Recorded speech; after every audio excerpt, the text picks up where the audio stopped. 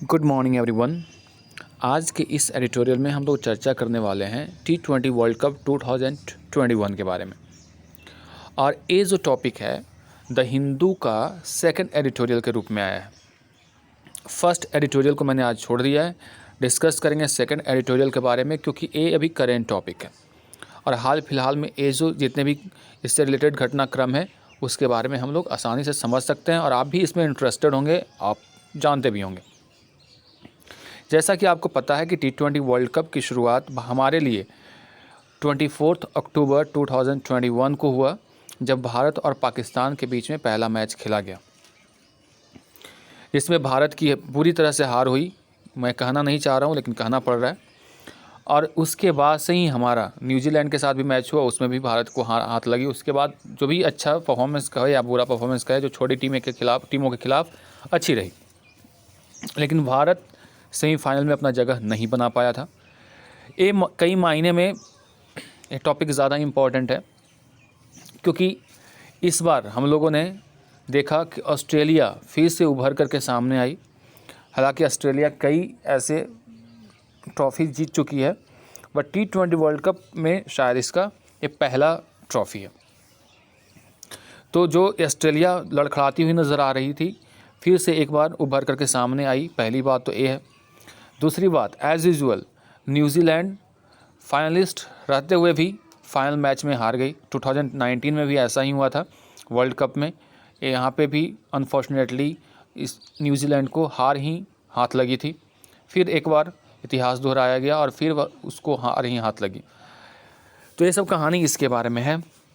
इसमें कुल 16 देशों ने भाग लिया, यानी 16 कंट्रीज़ इसमें पार्टिसिपेट कर रही थी। और इसका जो वेन्यू था, यानी जहाँ पे इसको ऑर्गेनाइज़ किया जा रहा था, वो था UAE। वहाँ पे उसके पहले वहाँ T20 का जो IPL चलता है वो भी वहीं पे ऑर्गेनाइज़ किया गया था। उसके बाद वर्ल्ड कप भी वहीं पे ऑर्गेनाइज़ किया गया। ये थी इसकी कहानी। आपको ये भी बताते चले कि जितने भी स्पोर्ट्स से रिलेटेड टॉपिक्स होते हैं, उसमें जो वर्ड्स का जो यूज़ होता है, उसका अगर एग्जैक्ट मीनिंग देखेंगे और यहाँ पे जो कॉन्टेक्सचुअल मीनिंग देखेंगे, उसमें काफ़ी अलग होता है। इसलिए जब स्पोर्ट्स टॉपिक आप पढ़ते हैं तो कई वर्ड्स का मीनिंग उस कॉन्टेक्स्ट में आपको समझने की कोशिश करनी चाहिए, नहीं तो आप उस टॉपिक को नहीं समझ पाएंगे। इसलिए मैंने इस टॉपिक को चुना, क्योंकि स्पोर्ट्स से रिलेटेड जितने भी टॉपिक्स होते हैं उस टफ होते हैं, ताकि आपको इसको ईजी लैंग्वेज में आपको समझा दिया जाए। आइए शुरू करते हैं इसके टाइटल के साथ। और इसका टाइटल देख सकते हैं, लिखा हुआ है a return to form. A return to form यानी फिर से वापस अपने फॉर्म में आ जाना। किसके बारे में कही जा रही है? On Australia's T20 world cup win. ये जो टॉपिक है ऑस्ट्रेलिया का जो T20 वर्ल्ड कप जीतने के बारे में बतलाएगा। इन T20 वर्ल्ड कप विन बार बार मैं भारत बोल दे रहा हूँ। इन T20 वर्ल्ड कप विन 2021 के जो वर्ल्ड कप हुए, उसमें जो ऑस्ट्रेलिया की जीत हुई, Australia is seeking to revive the fortunes of a ragged outfit. यानी ऑस्ट्रेलिया इज सीकिंग का मतलब ट्राइंग टू, रिवाइव का मतलब पुनः जीवित करना, यानी पुनर्जीवित करना। जो इसके फॉर्चून्स है, भाग्य है किसका? एक रैज्ड आउटफिट। रैज्ड मतलब होता है रफ, आउटफिट मतलब संगठन। यानी ऑस्ट्रेलिया अपने आप को एक रफ धाकड़ संगठन के रूप में फिर से रिवाइव करने की कोशिश कर रहा है T20 वर्ल्ड कप जीतने के बाद। यानी जो T20 वर्ल्ड कप की जो विजय हुई ऑस्ट्रेलिया के, इससे ऑस्ट्रेलिया फिर से एक बार एक बोल्ड कह लो, एक रफ कह लो, एक धाकड़ कह लो, टीम के रूप में रिवाइव की है, सामने आई है।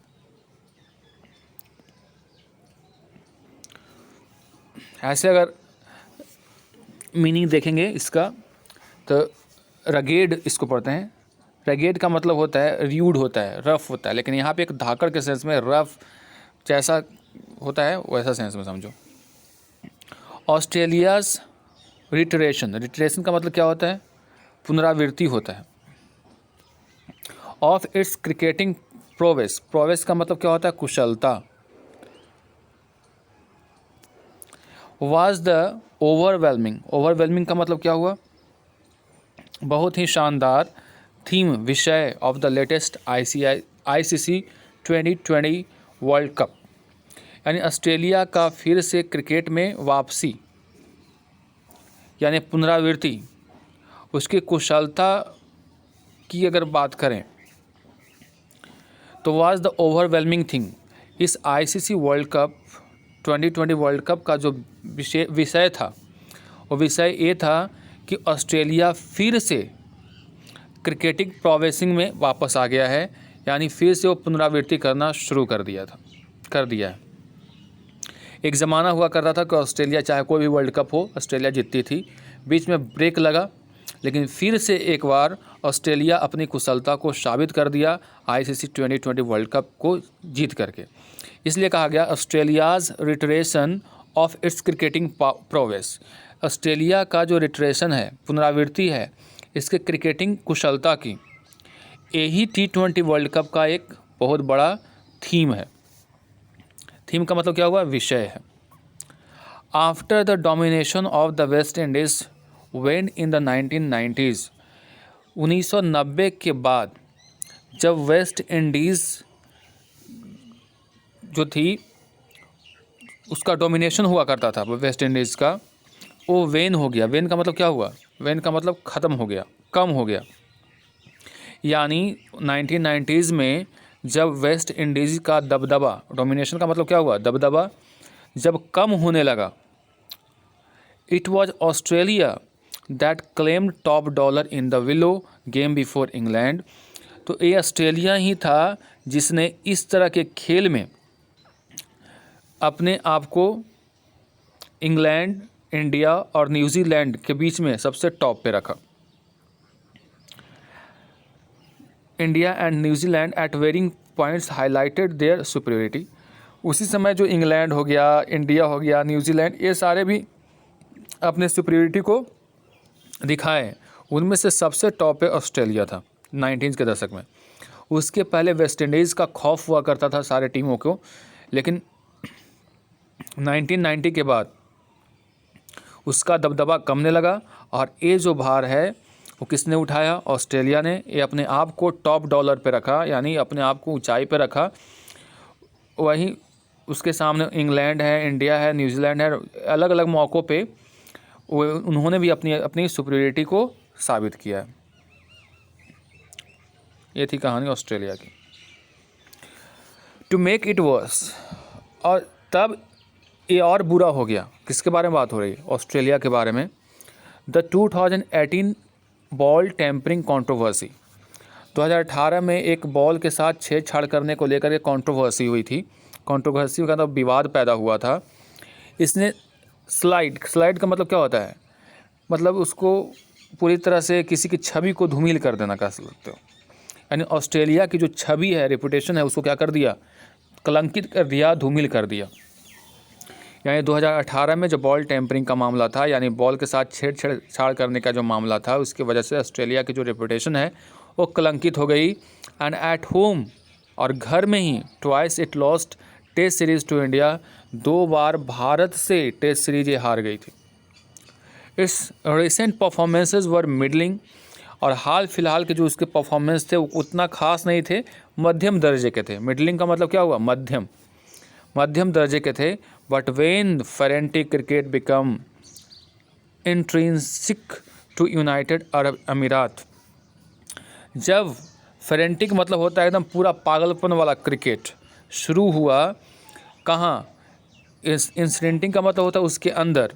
तो यूनाइटेड अरब अमीरात UAE के अंदर जब इसकी शुरुआत हुई, which first hosted the remainder of the Indian Premier League, जो कि इससे पहले होस्ट कर रहा था जो बचा हुआ मैच था इंडियन प्रीमियर लीग के IPL के, and then conducted the T20 world Cup on behalf of original host India. और भारत जो होस्ट था उसके बदले में इसने वर्ल्ड कप को क्या किया? कंडक्ट किया। It was Australia that had the last laugh, और ये जो ऑस्ट्रेलिया था जिसने आखिरी हंसी करने का मतलब ये हुआ कि विजय होकर के सामने आई।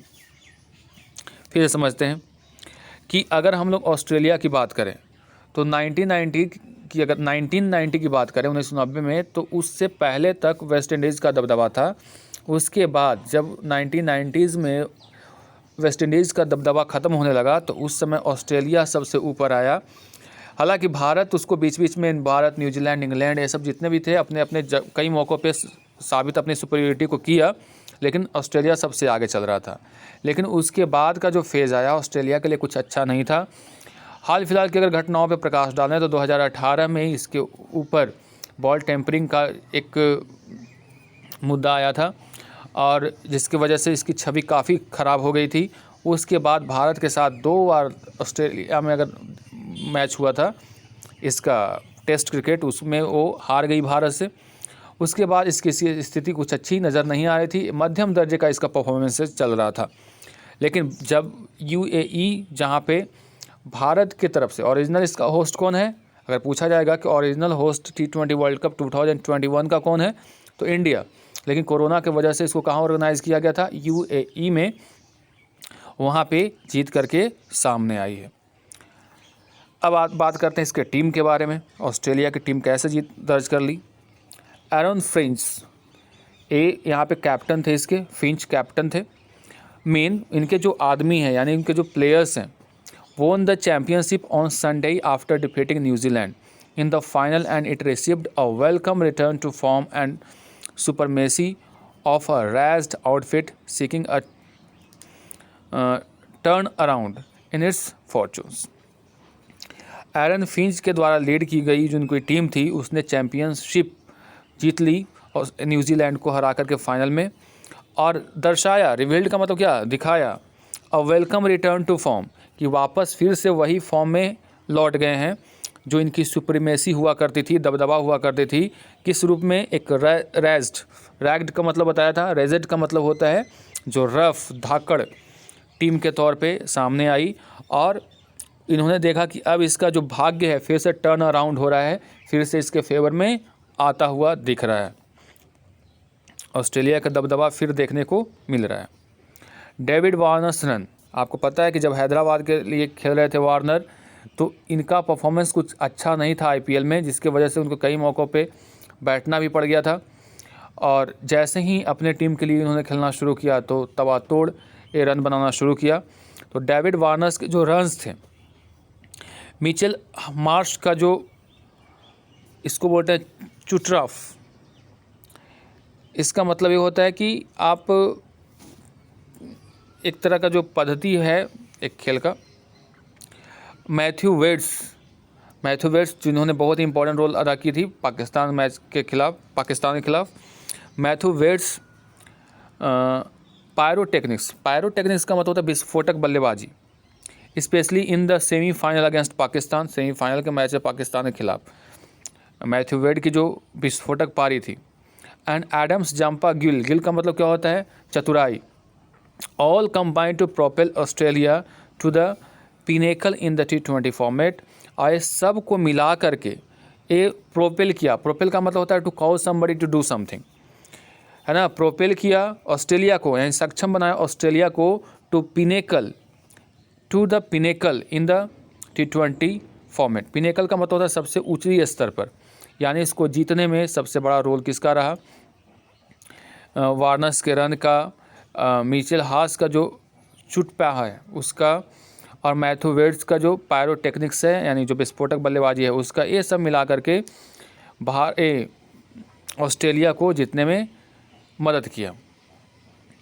But New Zealand was not far behind, लेकिन न्यूजीलैंड पीछे नहीं था, ऐसा मत समझ लो। Runner up in the 2019 world cup, 2019 के वर्ल्ड कप में भी ये रनर अप रहा था। This year's ICC World Cup Test Championship winner भी रहा है। इस साल जो टेस्ट चैम्पियनशिप हुआ था उसका भी विनर रहा है। And now emerging second in the T20 world cup, और अब जो है इमर्ज कर रहा है T20 वर्ल्ड कप में सेकंड पोजीशन पे। Kane Williamson's men showed that they are the most consistent unit across format. और विलियमसन्स जो वहाँ पे कैप्टन है कि जो प्लेयर्स हैं उन्होंने दर्शाया या दिखाया कि they are the most consistent, वो लगातार अलग अलग फॉर्मेट्स में वो क्या है, कंसिस्टेंट है। यानी जो ये नहीं कि ये वाला मैच हुआ उसके बाद 5 साल के बाद आ रहा है, लगातार देख रहे हैं कि 2019 में देख लो, 2000 उसके पहले के वर्ल्ड कप को देख लें, आईसीसी चैम्पियन ट्रॉफी को अगर देख लें जो टेस्ट क्रिकेट से रिलेटेड हैं, फिर T20 वर्ल्ड कप को देख लो 2021 में, लगातार ये परफॉर्मेंसेज अच्छा करते आए हैं और फाइनल्स में अपनी जगह बनाते आए हैं। आगे बढ़ते हैं। The trans Tasman summit clash में not have been a last over humdinger but it had its soaring moments and Williamson's 48 ball 85 was a remarkable innings. The trans Tasman summit clash, देखिए है क्या, जब ऑस्ट्रेलिया और न्यूजीलैंड के बीच में कोई match होता है तो ट्रांस-तस्मान समिट के तहत उनको अवार्ड दिया जाता है, मतलब उनको एक मैच का दर्जा दिया जाता है, समझ लो, माना जाता है, ये भी समझ लो। तो ट्रांस तस्मान समिट का मतलब हुआ कि ऑस्ट्रेलिया और न्यूजीलैंड के बीच में जो मैच हुआ, a may not have been a last over humdinger, last over में कोई खास हमडिंजर नहीं था। हमडिंजर का मतलब क्या होता है, जो गुनगुना होता है, यानी कोई ज़्यादा उसमें गर्माहट देखने को नहीं नज़र आई, क्योंकि ईजिली मैच जीत गया था। But it had its soaring moments, लेकिन इसका एक बहुत ही ऊपर ले जाने वाला मोमेंट, सोरिंग का मतलब क्या होता है, किसी चीज़ को ऊंचाई तक ले जाना, मोमेंट्स तब आया जब विलियमसन्स ने 48 बॉल में 85 रन्स मारे। वो बहुत ही रिमार्केबल था इस इनिंग का। हाई ऑन अर्जेंसी, अर्जेंसी का मतलब क्या, ज़रूरत के मुताबिक वो बहुत ज़्यादा हाई था, मतलब ज़रूरत के हिसाब से बहुत ज़्यादा परफेक्ट उनकी पारी मानी जा सकती है। But one that did not sacrifice it's इनेट batting aesthetics, लेकिन उनकी जो खूबसूरत बैटिंग है उसको ये सेटिस्फाई नहीं कर पाया। यानी कहने का मतलब ये हुआ कि जितनी रन्स बनने चाहिए था उस ओकेज़न को लेकर के उतना वो नहीं हो पाया, यानी उनकी खूबसूरती जो है नहीं जीत पाई, समझ लीजिए। एस्थेटिक्स का मतलब होता है सौंदर्य। It was much akin to Mahela Jayawardene's unbeaten 103 against India, ये बहुत हद तक महिला जयवर्धने की जो अनबीटन पारी थी ना भारत के खिलाफ 2011 वर्ल्ड कप में, उससे मिलता जुलता है। ऐसा क्यों कहा जा रहा है कि महिला जयवर्धने की जो अनबीटन पारी थी 103 रनों की भारत के खिलाफ 2011 वर्ल्ड कप में जो मुंबई में फाइनल हुआ था, उससे क्यों मिलता जुलता कहा जा रहा है, क्योंकि इनकी भी पारी बहुत ही ज़बरदस्त थी, 103 रन मारे थे, लेकिन इसके बावजूद भी श्रीलंका जीत नहीं पाई थी वर्ल्ड कप 2011 की। इसलिए कहा जा रहा है कि महिला जयवर्धने's की पारी से इनका जो पारी है 83 रन का, वो मैच करती है, क्योंकि इनके शानदार परफॉर्मेंसेस के बावजूद भी उनकी टीम नहीं जीत पाई। यानी 48 में जो 85 रन बनाए विलियमसन्स ने, वो इसलिए खूबसूरत नहीं हो पाई क्योंकि उनकी टीम हार गई। जैसे कि महिला जयवर्धने के द्वारा 2011 के वर्ल्ड कप में 103 रन की पारी अनबीटेन, मतलब बिना आउट हुए उन्होंने बनाया था और उनकी टीम हार गई थी। हाउएवर जस्ट लाइक जयवर्धने's एफर्ट, जैसा कि जयवर्धने का एफर्ट था, विलियमसन नॉक ऑल्सो गॉट सराउडेड इन डिफीट, यानी इनकी भी जो नॉक थी, उनका जो परफॉर्मेंस था, इट गॉट श्राउडेड, श्राउडेड का मतलब होता है लिपट जाना, किसी चीज़ में छुप जाना। किस में छुप गया, डिफीट में, यानी इनकी जो पारी है डिफीट के वजह से वो छिप गई, नज़र नहीं आई।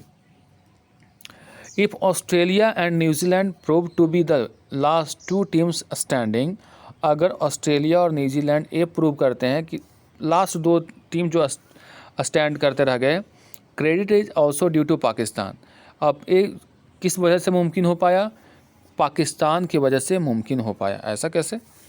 ऑफन डीम्ड अ मैवरिक स्क्वाड, मैवरिक का मतलब क्या होता है, मनमौजी, यानी अपने आप को मानना, एक मतलब माना जाता है कि एक इंडिविजुअलिज्म है।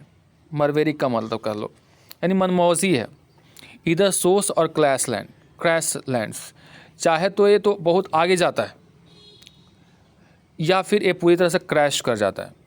तो जो मनमौजी व्यक्ति होता है वो क्या करता है, चाहे तो बहुत ही आगे जाएगा, और कब एक्सीडेंट हो जाएगा, क्या हो जाएगा, कोई नहीं जानता है। तो चाहे तो सोर्स करेगा, ऊपर जाएगा, या फिर क्रैश लैंड्स, या फिर वो नीचे आ जाता है। Babar's Azam's men prospered with better Fakhar Zaman and left arm speedster Shaheen Afridi.